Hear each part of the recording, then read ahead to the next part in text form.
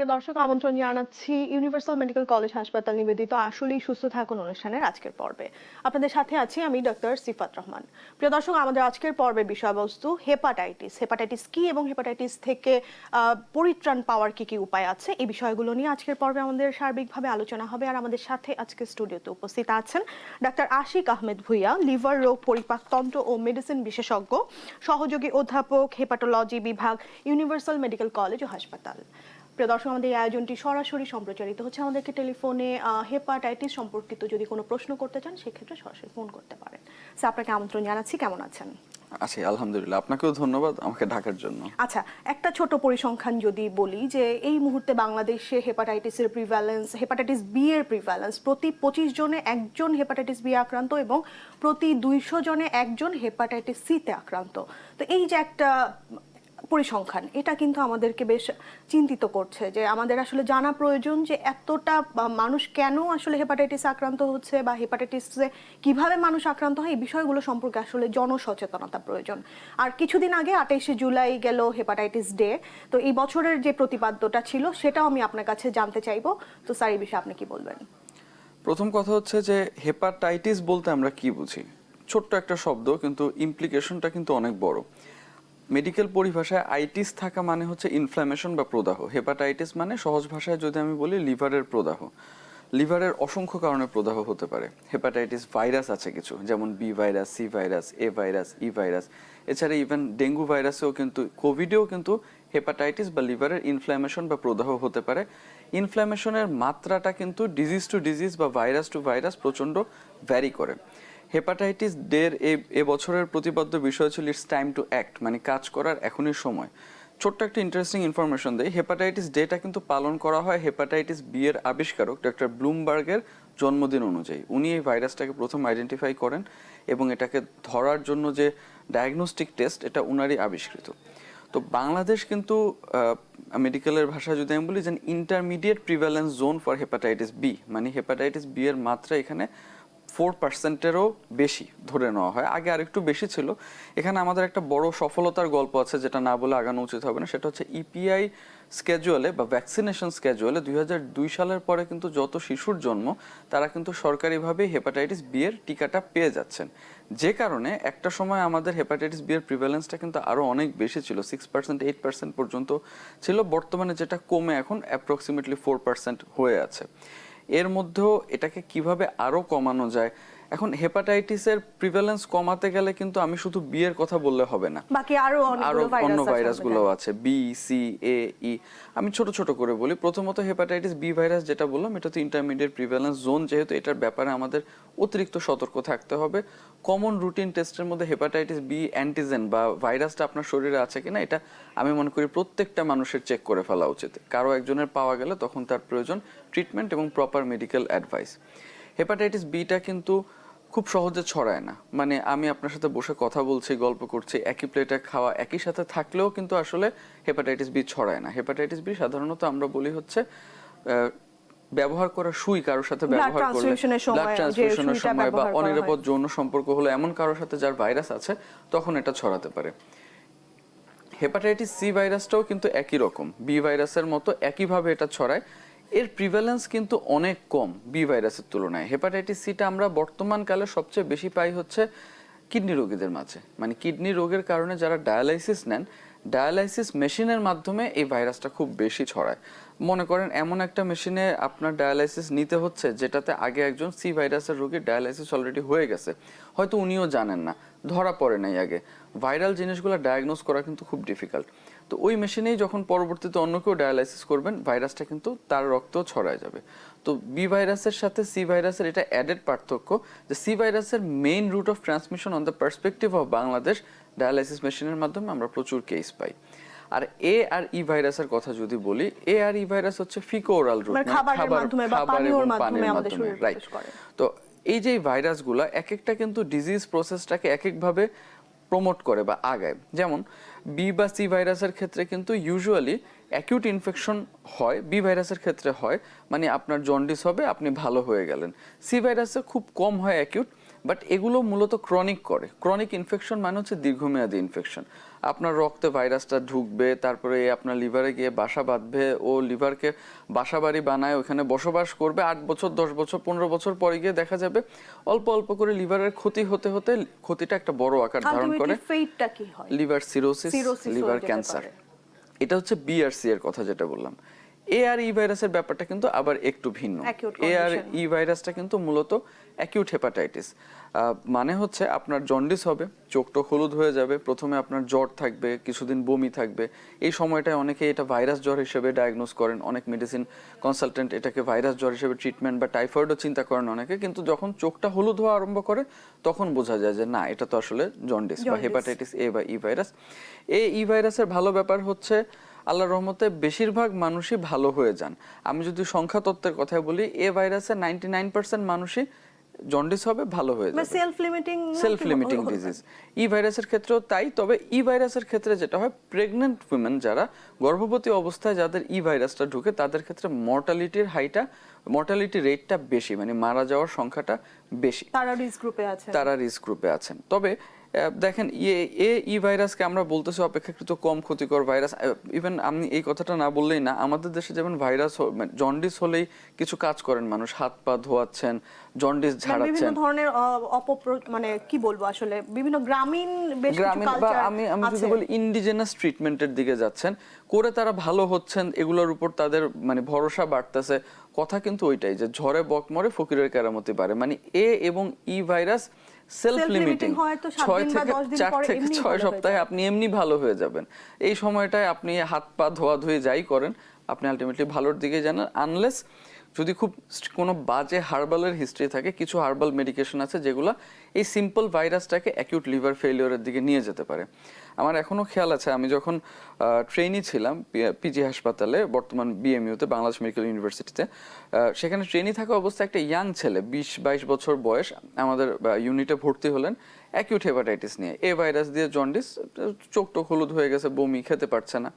তো আমরা ধরে নিলাম যে ঠিক আছে, এ virus hepatitis, he will improve within a matter of days.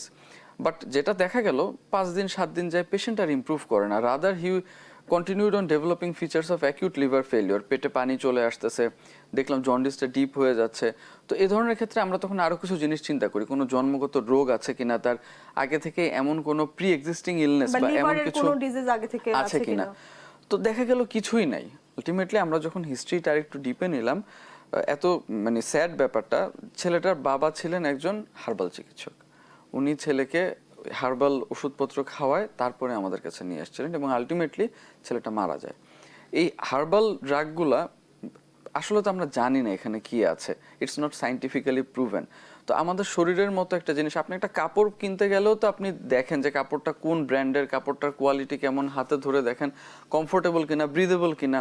তো সেখানে আপনি আপনার শরীরের ভিতরে একটা জিনিস নিচ্ছেন, তো আপনার কি আগ্রহ লাগে না যে কি খাচ্ছেন, কি আছে এর মধ্যে, কি করতে পারে এটা, না বুঝে এই জিনিসটা কেন শরীরে নেবেন? তো আমার এই গল্পটা আমি সব জায়গায় বলি কারণ কি, এই যে হার্বালের ব্যাপারগুলা, যে আপনি কবিরাজি হার্বাল খাচ্ছেন, ভালো হয়ে যাচ্ছেন, ভালো তো হচ্ছেন বাবা, আপনি কিছু না খেলেও ভালো হতেন। এ আর ই ভাইরাসের ব্যাপারটা এমন, আমি আমার রোগীদের বলি যে আপনি ভালো হয়ে যাবেন, জন্ডিস বাড়বে, বেড়ে কমবে, এটাতে ভয়ের কিছু নাই। ডাক্তার হিসেবে আমার কাজ দুইটা, রিঅ্যাসিওরেন্স যে আপনি ভালো হয়ে যাবেন, আপনার কোনো ক্ষতি হবে না, এবং কনজারভেটিভ ট্রিটমেন্ট, মানে আপনার বমি হচ্ছে, আমি একটু বমিটা কমায় দিচ্ছি, আপনার খেতে পারছেন না, খাওয়ার রুচিটা একটু বাড়ায় দিচ্ছি, এবং পেশেন্টটাকে যথাযথভাবে রেস্টে থাকা, সাপোর্টিভ ট্রিটমেন্ট, এবং আমাদের যেটা কেয়ারফুল থাকতে হয় যে এটা খারাপ দিকে যাচ্ছে কিনা, মানে লিভার ফেলিওরের দিকে যাচ্ছে কিনা।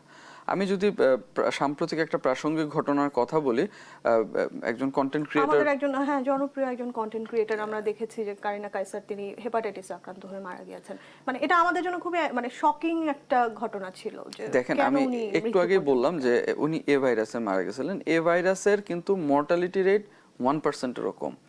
দেখেন, উনি কিন্তু 1%এই পড়ে গেলেন, বাট এখানে যে ব্যাপারটা ছিল, she was already suffering from fatty liver. তো ফ্যাটি লিভারের ব্যাপারটা এমন যে ফ্যাটি লিভারও কিন্তু হেপাটাইটিসই করে, কিন্তু ইনফ্লামেশনের মাত্রাটা খুব কম থাকে, সেজন্য শরীরে লক্ষণ থাকে না, রোগী ভাবে আমি তো ভালো আছি।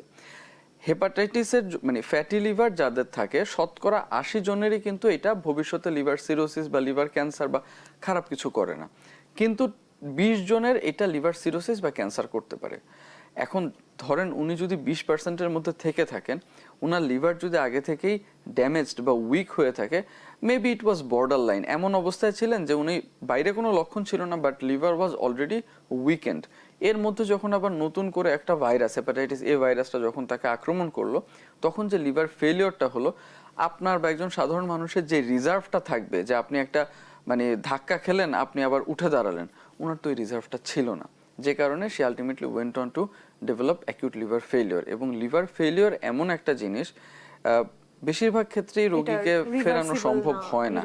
লিভার ট্রান্সপ্লান্ট যার একমাত্র ট্রিটমেন্ট, আমাদের দেশে সীমিত পরিসরে লিভার ট্রান্সপ্লান্ট শুরু হয়েছে, কিন্তু এই অ্যাকিউট কন্ডিশনগুলোতে লিভার ট্রান্সপ্লান্টে কিন্তু আমরা এখনো আগাতে পারি নাই।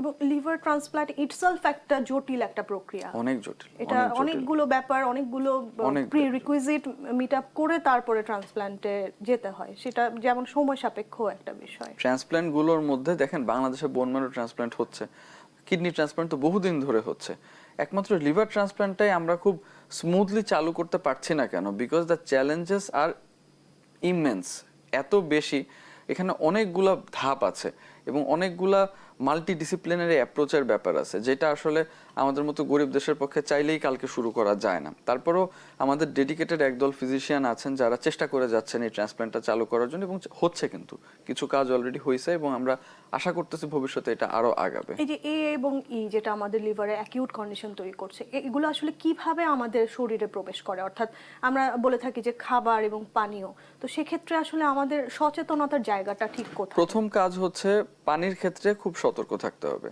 আপনি জন্ডিস হইলেই যে আমাদের কাছে এসে বলে যে আখের রস বা এই জিনিসগুলা খাবে, আখের রস কিন্তু খারাপ জিনিস না, আপনি আখের রস খেতে পারেন, তবে আখের রস, ডাব এগুলো খেলে আপনার হেপাটাইটিস বা জন্ডিসের কোনো উন্নতি আলাদা করে হবে না।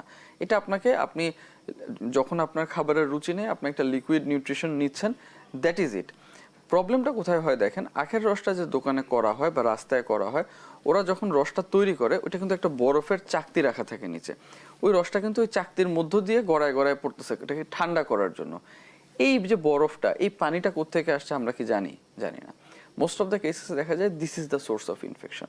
অথবা রাস্তাঘাটে চটপটি, ফুচকা, যে টকটা ব্যবহার করা হয়, যে পানিটা ইউজ করা হয়, আমরা কিন্তু এমনও রোগী প্রায় পাই, ইয়াং পেশেন্ট জন্ডিস নিয়ে আসছে, সাথে আবার ফিভার, মানে জ্বরটা এমন যে জ্বর আর কমছে না, আলটিমেটলি দেখা যায় তার একই সাথে হেপাটাইটিস এ বা ই ভাইরাস, অন্যদিকে তার টাইফয়েড, একই সোর্স থেকে কিন্তু, মানে সেই সে পানীয় সোর্সটা এক্স্যাক্টলি যেই খাবারটা উনি খাইছিলেন বা যে পানিটা উনি খাইছিলেন, সেখানে টাইফয়েডের জীবাণুও ছিল এবং হেপাটাইটিস এ বা ই এর জীবাণুও ছিল। Very interesting. আপনি এই জিনিসগুলো যদি আপনার মাথায় না থাকে, you can not properly treat the patient. আপনি একটা রোগ পাইলেন, আপনি ভাবলেন যে বাস কাজ তো হয়ে গেল, হয় না। You have to be very vigilant যে আর কি আছে, specially in case of young patient, যেমন আমাদের একটু আগে যার কথা বললাম ওনার ক্ষেত্রে it was very unfortunate, but you have to be very vigilant, কি আছে, কি করতে হবে, কি করলে আমি পেশেন্টকে I can bring her out of the risk. মানে একটা কিছু ছুটে গেলেই কিন্তু এটা মানুষের লাইফ, পেশেন্টের ম্যানেজমেন্টটা একদম অ্যাকুরেট হওয়া প্রয়োজন। আপনাকে ধন্যবাদ। আমরা একটি ছোট বিরতিতে যাচ্ছি। প্রিয় দর্শক, ইউনিভার্সাল মেডিকেল কলেজ হাসপাতাল নিবেদিত আসলেই সুস্থ থাকুন অনুষ্ঠানে পর্যায়ে একটি ছোট বিরতিতে যাচ্ছি। ফিরে আসছি বিরতির পর, আমাদের সাথেই থাকুন।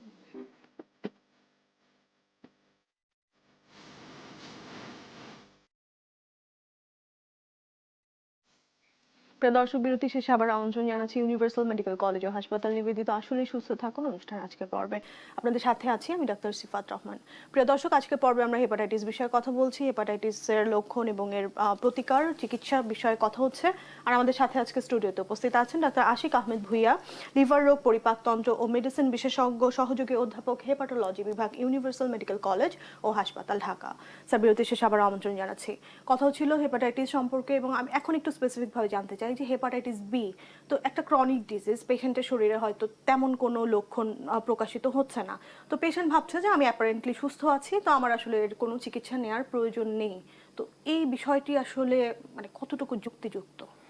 আপনার প্রশ্নটা মানে খুবই অ্যাপ্রোপ্রিয়েট একটা প্রশ্ন। এই প্রশ্নটা আপনি না করলে হয়তো আমি নিজেই বলার চেষ্টা করতাম। বি ভাইরাস একটু আগে আমরা বলে আসছি যে প্রতি 25 জনে একজন বাংলাদেশে আক্রান্ত। তো এটা কিন্তু ধরা পড়ে খুব সহজে, কারণ আপনি ব্লাড দিতে যান বা যে কোনো স্ক্রিনিং টেস্ট, সিম্পল একটা 200 টাকার স্ক্রিনিং টেস্ট করলে আপনার ভাইরাসটা আছে কিনা আমরা জানতে পারবো। ভাইরাসটা যখন কারো ধরা পড়ে তখন কয়েকটা রিয়াকশন হয়। ফার্স্ট রিয়াকশন হয়, দূর এগুলো আলতু ফালতু জিনিস, আমার কোনো সমস্যা নাই, কি আসছে রক্তের এটা দিয়ে আমার কি আসে। আরেকটা গ্রুপ থাকে হচ্ছে যে বিদেশ যাওয়ার জন্য ভাইরাস স্ক্রিনিং করতে গিয়ে ধরা পড়ে, তারা তখন দৌড়ায় আসে আমাদের কাছে যেটারে তাড়াতাড়ি নেগেটিভ করে দেন। আর থার্ড আরেকটা হচ্ছে যে না একটা সমস্যা ধরা পড়ছে, আমি ডাক্তারের কাছে যাব। দেখেন এই যে তিনটা ভাগ বললাম, আপনি যেই ভাগেরই হন না কেন আপনার কিন্তু ট্রিটমেন্ট দরকার। কেন দরকার? বি ভাইরাস যাদের থাকে বেশিরভাগ মানুষের ক্ষেত্রেই তারা ক্রনিক ক্যারিয়ার, মানে ভাইরাসটা তারা রক্তে বহন করে চলতেছেন, তাদের কিন্তু কোনো ক্ষতি হয় না, বা তারা এই ভাইরাসটা নিয়েই সুস্থ স্বাভাবিক জীবনযাপন করতে পারেন। প্রয়োজন প্রতি 6 মাস 1 বছর পর পর রুটিন কিছু চেক আপ, যে ভাইরাসটা অ্যাক্টিভ কিনা, ভাইরাসটা আপনার লিভারের ক্ষতি করছে কিনা।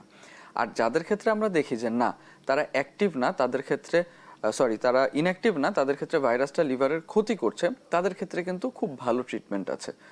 ওরাল অ্যান্টিভাইরাল মেডিকেশন, মানে একটা ট্যাবলেট আপনি ডেইলি একবার করে খাবেন, ভাইরাসটা মৃত অবস্থায় চলে যাবে বা ইনঅ্যাক্টিভ অবস্থায় চলে যাবে। হ্যাঁ, এখন রোগীদের মধ্যে একটা কমন কথা বলে যে স্যার এটার তো কোনো ট্রিটমেন্ট নাই, বা এটা তো ভালো হয় না, বা আমরা যখন যেই ভদ্রলোক বিদেশ যাওয়ার উদ্দেশ্যে টেস্টটা করছিলেন তাকে যখন আমরা বলি যে বাবা এটা আপনার নেগেটিভ করা সম্ভব না, তখনই কিন্তু রোগীরা খুব হতাশ হয়ে পড়েন এবং তখনই তারা দেখা যায় যে হার্বাল, হোমিওপ্যাথি এইসব দিকে চলে যান। তো এটার উত্তর হচ্ছে আমরা কিন্তু আপনাকে ট্রিটমেন্টটা দেওয়ার উদ্দেশ্য আপনার এই রক্তের রিপোর্টটা নেগেটিভ করা না, বা আপনার একটা কাগজের মধ্যে এই পজিটিভ লেখাটাকে নেগেটিভ করা কিন্তু আপনার ট্রিটমেন্টের উদ্দেশ্য না। আমাদের ট্রিটমেন্টের উদ্দেশ্য হচ্ছে আপনি যাতে সুস্থ স্বাভাবিক বাঁচতে পারেন, আপনার লিভারটা যাতে নষ্ট না হয়ে যায়, আপনি যাতে লিভার সিরোসিসে আক্রান্ত না হন, একটা লিভার ক্যান্সারে আক্রান্ত না হন। এই জিনিসগুলো প্রিভেন্ট করার জন্য কিন্তু আমরা তাকে চিকিৎসাটা দিই। লং টার্মে যাতে লিভার ক্ষতিগ্রস্ত হয়ে সিরোসিস বা ক্যান্সার রূপ না নেয়। এক্স্যাক্টলি। এবং আপনি চিন্তা করতে পারবেন না একজন মানুষের যখন লিভার, সে যখন তার ফ্যামিলির আর্নিং মেম্বার হয়, সে যখন লিভার সিরোসিস বা লিভার ক্যান্সারের ডায়াগনোসিসটা, একটা সুস্থ স্বাভাবিক অ্যাপারেন্টলি ভালো মানুষ যখন হঠাৎ করে আমাদের কাছে এসে প্রথমেই জানতে পারেন তার সিরোসিস হয়ে বসে আছে বা ক্যান্সার হয়ে গেছে, এটা কিন্তু একজন মানুষ না, একটা ফ্যামিলির ধ্বংস হয়ে যাওয়া, বিশাল একটা ইকোনমিক বার্ডেন। আমার এমন অনেক রোগী আছে আমার যে ফার্স্ট টাইম আমার কাছে ডায়াগনোসিস হইলো, এই বি ভাইরাসের ট্রিটমেন্টেরও যখন সিরোসিস হয়ে যায় না, তখন ট্রিটমেন্ট রেসপন্সটা কিন্তু আসলে প্রচন্ড ভ্যারি করে।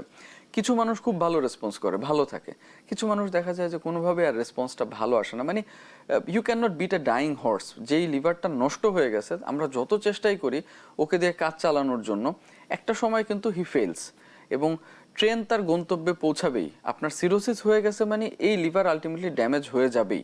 আপনি ট্রান্সপ্লান্টেশনে না যাওয়া পর্যন্ত যেই টাইমটুকু আমরা পাই, আমাদের ভাষায় আমরা বলি you are living on borrowed times, কোনো রকমে আমরা জোড়াতালি দিয়ে আপনাকে সাপোর্ট দিয়ে রাখছি। তো বি ভাইরাসের রোগীদের জন্য আমাদের মেইন অ্যাডভাইস হচ্ছে ট্রিটমেন্ট করান। ট্রিটমেন্টের উদ্দেশ্য আপনার ভাইরাস নেগেটিভ করা না। আপনি ভালো ফিল করছেন, কোনো অসুবিধা নেই, গুড ফর ইউ, কিন্তু রেগুলার চেক আপ করান যে এটা কখন অ্যাক্টিভ হয়ে গেল। বি ভাইরাস ইনঅ্যাক্টিভ থেকে অ্যাক্টিভ হয়ে যায় খুব কমনলি, ফ্লেয়ার করে ফেলে, লিভার ড্যামেজ করে ফেলে। এই জিনিসগুলো কিন্তু আর্লি ডায়াগনোসিস হইলে আপনার লাইফ সেভিং মেডিকেশন আমাদের হাতে আছে। একটা ব্যাপার যে এটা অ্যাক্টিভ হয়ে আদৌ লিভারকে কতটুকু ক্ষতিগ্রস্ত করবে সেটাকে হল্ট করা সম্ভব। এবং আমাদের ওষুধের ক্ষেত্রে আমাদের একটা বড় সুবিধা কি জানেন, আমরা এখন তো বলে মধ্যম আয়ের দেশ, আসলে তো এখনো আমরা উন্নয়নশীল দেশেই রয়ে গেছি। তো এই যে এই ওষুধগুলা যেই বি ভাইরাসের একটা ওষুধের একটা ট্যাবলেটের দাম, কম দামিটার দাম 40 টাকা, আমি সহজ ভাষায় বলতেছি মানুষের বোঝার সুবিধার্থে। এই 40 টাকার ওষুধটা কিন্তু তার ভবিষ্যতে 40 লাখ টাকার ট্রিটমেন্টকে আটকাতে পারবে। এবং এই 40 টাকার ওষুধটাই আপনার যদি জন্ম হইতো ইউএসএ তে বা ইউকে তে, আপনি কিন্তু ইন্স্যুরেন্স দিয়েও এই ওষুধের কভারেজ পাইতেন না। এই ওষুধটাই আপনাকে ওই দেশগুলোতে কিনতে হলে এক একটা ট্যাবলেটের দাম আপনার হবে। আপনি বলছিলেন একটু আগে যে এই ওষুধটা ফ্রি পাওয়া যায়, আমি সেটা জানবো। আমাদের সাথে ফোন একজন দর্শক আছেন। হ্যালো দর্শক, আসসালামু আলাইকুম, আপনার নাম বলে প্রশ্নটি করুন। হ্যালো জি দর্শক, আপনার নাম বলে আপনার প্রশ্নটি করুন। আমার নাম মাসুদ। তো আমার প্রবলেম হচ্ছে যে আমার ফর দ্য লাস্ট 15 ইয়ার্স আমার নাম হলো মাসুদ। আমার প্রশ্নটা হলো আমার জিবিটি আর হলো বিলিরুবিন গত 15 বছর পর্যন্ত বেশি থাকে, 150, 160, 80, 90, 200 এই রেঞ্জে থাকে। আর বিলিরুবিন লেভেল থাকে 1.6, 1.7, 1.9 এই লেভেল পর্যন্ত থাকে। যতগুলো প্যারামিটার আছে, হেপাটাইটিস বি, এ, বি, সি, ডি সব করা আছে, প্লাস ভ্যাকসিন দেওয়া আছে, সবগুলো উইদিন নরমাল রেঞ্জের মধ্যে, কিন্তু এজিবিটি কমেন না। আমি আই হ্যাভ কনসালটেন্ট উইথ 3-4 জন ডাক্তারের সাথে, প্রফেসরের সাথে, পিজির হ্যাপাটোলজি যে হেড আছে ওনার সাথে আরো কয়েকজন দেখাইছি। তো ওনারা ফাইনালি বলে যে ওষুধ একটা দিলাম, এইটা খেয়ে দেখেন কি অবস্থা হয়। এই কিন্তু আমার এই জিবিটি ওই লেভেলই থাকে অনেক বছর পর্যন্ত। আচ্ছা কমে না দর্শক, এটা। আপনাকে ধন্যবাদ, আপনার প্রশ্ন আমরা বুঝতে পেরেছি। ওনার কনসার্ন হচ্ছে যে এসজিপিটি হাই থাকে। এটা খুব কমন সিনারিও এবং উনি যে এটা নিয়ে ওয়ারিড, এটা খুব ভালো লক্ষণ। উনার সবসময় এটা নিয়ে সতর্ক থাকা উচিত।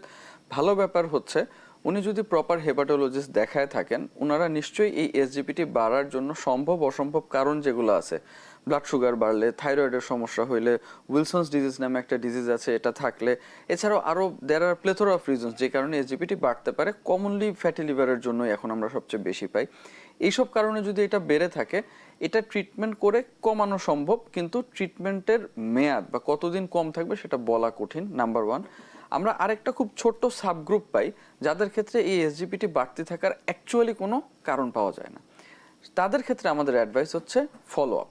কিছুই না, আপনার দেখেন এই এসজিপিটির যে মাত্রা আমরা বলতেছি 60 থেকে 70 পর্যন্ত নর্মাল, এটা কেন বলতেছি বা কিভাবে বলতেছি বা এই রেঞ্জগুলা কেন? এই রেঞ্জগুলো তো আসলে লম্বা একটা সময় বড় একটা জনগোষ্ঠীর উপর গবেষণা করে দেখা গেছে যে বেশিরভাগের রেঞ্জটা মানে এরকম এটা একটা থাকতেছে। রেফারেন্স, একটা একটা ভ্যালু রেফারেন্স, এক্স্যাক্টলি। তার মানে কিন্তু এটা না যে এটাই তার জন্য ফিক্সড। উনি হয়তো এই রেফারেন্সের বাইরের বাইরে একজন, আছেন। উনার জন্য হয়তো এটাই নর্মাল। আচ্ছা। তো এই যে উনার জন্য এটা নর্মাল, এটা অনেক বড় একটা কথা। এই কথাটা বলার আগে we have to B absolutely sure যে উনার লিভারের কোনো ঝামেলা নাই, ঠিক আছে, লিভার ফাংশন ফাংশন টেস্টের ঠিক যে আছে, অন্যান্য সব ঠিক আছে। যদি এগুলো সব ভালো থাকে, maybe this is your normal. Sir, আমরা যেটা বলছিলাম যে আমি এই প্রশ্নটার পরেই শেষ করব, সেটা হচ্ছে যে বাংলাদেশে কোথায় লিভারের ওষুধগুলো ফ্রি পাওয়া যায়, আচ্ছা, হেপাটাইটিসের ওষুধ? হেপাটাইটিস বি এবং সি ভাইরাসের ওষুধ সব সময় না, বাট কিছু সময় পর্যন্ত যতক্ষণ সাপ্লাই থাকে, মহাখালী জাতীয় গ্যাস্ট্রোলিভার হাসপাতাল যেটা, সেখানে কিন্তু গভর্নমেন্ট থেকে ফ্রি পাওয়া যায়।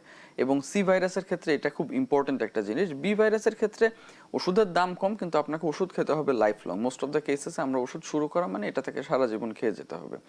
সি ভাইরাসের ক্ষেত্রে কিন্তু ব্যাপারটা আবার স্যার, ভিন্ন। আমাদের হাতে সময় একেবারেই শেষ, জাস্ট এক লাইনে আপনি যে কথাটা বলছেন সেটা শেষ করব। হ্যাঁ, সি ভাইরাসের ওষুধটা আমরা 12 থেকে 24 সপ্তাহ দেই। এই ওষুধটার পুরাটাই কিন্তু অনেক সময় মহাখালী গ্যাস্ট্রোলিভারে ফ্রি পাওয়া যায়। আচ্ছা। ওষুধটা ব্যয়বহুল, 12 সপ্তাহের ওষুধে 84,000 টাকার মতো খরচ হয়, যে ট্রিটমেন্টটা আপনি ফ্রি পেয়ে যাচ্ছেন মহাখালী গ্যাস্ট্রোলিভার স্যার, হাসপাতালে। আপনাকে অসংখ্য ধন্যবাদ আমাদেরকে সময় দেওয়ার জন্য। আপনাকেও ধন্যবাদ। প্রিয় দর্শক, ইউনিভার্সাল মেডিকেল কলেজ হাসপাতাল নিবেদিত আসলেই সুস্থ থাকুন অনুষ্ঠানের আলোচনা আজকের মতো এখানেই শেষ করছি। আপনাদের সাথে দেখা হবে সামনের পর্বে। সবাই ভালো থাকবেন, সুস্থ থাকবেন।